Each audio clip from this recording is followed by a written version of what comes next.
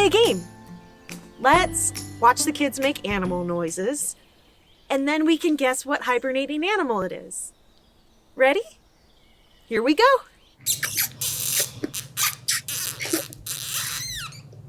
What animal makes a sound like that?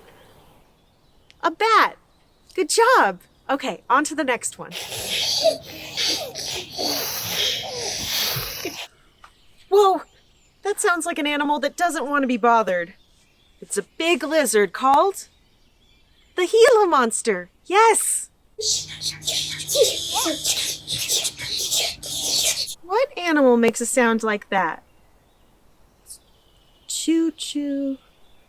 A hedgehog. That's right. What animal makes that sound? Bumblebees. Great. Okay, on to the next one. What animal makes those sounds? A snake. Good job. Okay, last one.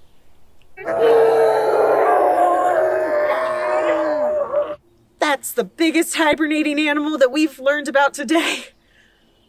Do you know what it is? A bear, of course. That was fun.